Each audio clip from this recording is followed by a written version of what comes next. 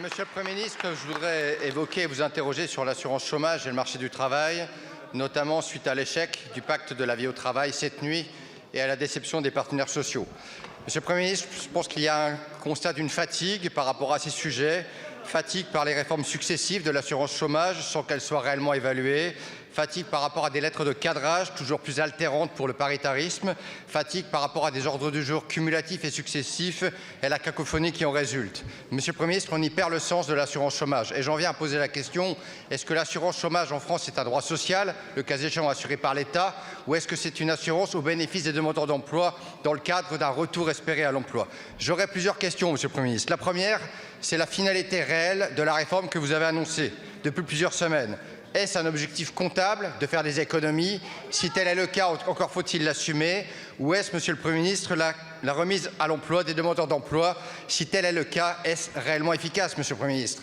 Qu'envisagez-vous comme mesure d'accompagnement individuel des demandeurs d'emploi en termes de parcours d'insertion, en termes de formation, en termes de suivi, parce qu'on sait très bien que le retour à l'emploi est compliqué?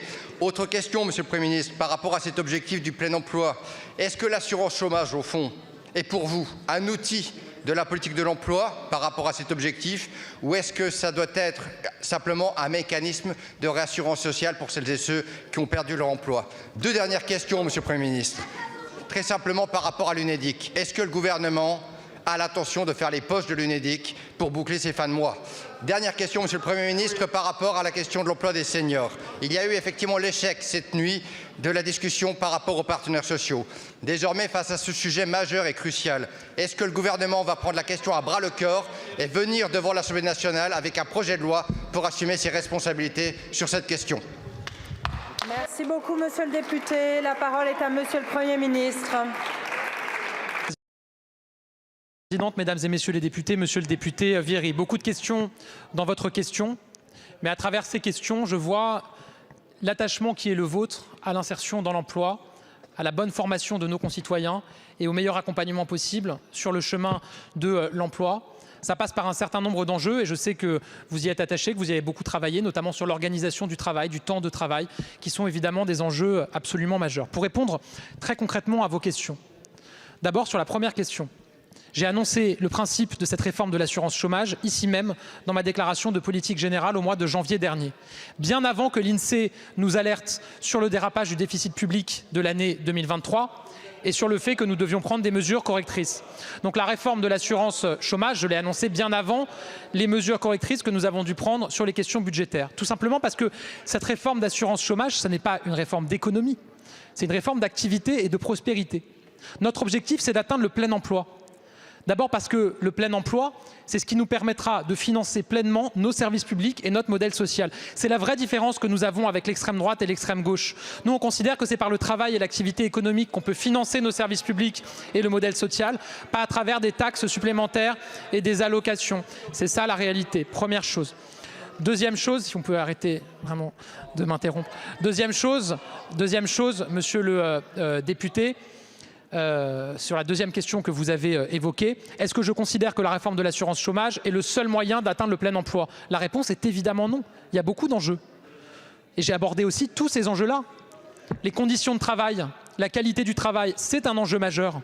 Et j'ai annoncé moi-même que nous engagions des travaux supplémentaires sur les conditions de travail, sur la lutte contre les accidents du travail, sur la question de l'organisation du travail, la semaine en 4 jours, la semaine différenciée pour les familles monoparentales ou les familles divorcées, le compte épargne-temps universel, sur ces transformations de l'organisation du travail. Évidemment que c'est un enjeu d'attractivité. La rémunération est aussi un enjeu majeur. D'où le chantier de la désmicardisation que j'ai annoncé ici. On va revoir notre système d'allègement de cotisation dans le prochain budget pour que les employeurs ne soient plus désincités comme ils le sont aujourd'hui à augmenter leurs salariés, parce que pour augmenter un salarié au SMIC de 100 €, ça coûte 430 € à l'employeur. Il faut sortir de cette situation pour qu'ils aient davantage intérêt à augmenter les salariés. Ça rendra les métiers plus attractifs aussi.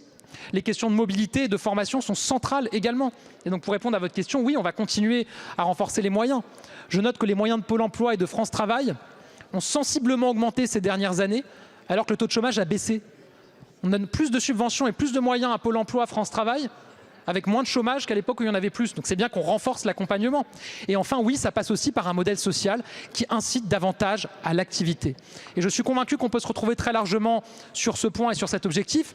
J'ai noté que M. Ciotti, dans une interview récente, appelait lui-même de ses voeux à une réforme nouvelle de l'assurance chômage. Ce qui est certain, c'est que, après que j'ai annoncé cette réforme, on a constaté une nouvelle chose. Extrême droite, extrême gauche, même combat. Marine Le Pen, Jean-Luc Mélenchon, sur le social, sur l'économie, c'est un seul et même parti, celui de l'inactivité. Le fait qu'on ait encore 7,5% de chômage en France et que toutes les entreprises cherchent à recruter, c'est pas un problème pour Madame Le Pen et pour Monsieur Mélenchon. Le fait qu'on ait encore des Français qui cherchent du travail alors qu'il y a de l'emploi qui est proposé partout sur le territoire, c'est pas un problème. Le fait qu'il y ait des Français qui restent 7 ou 10 ans au RSA, c'est pas un problème pour Madame Le Pen et pour Monsieur Mélenchon.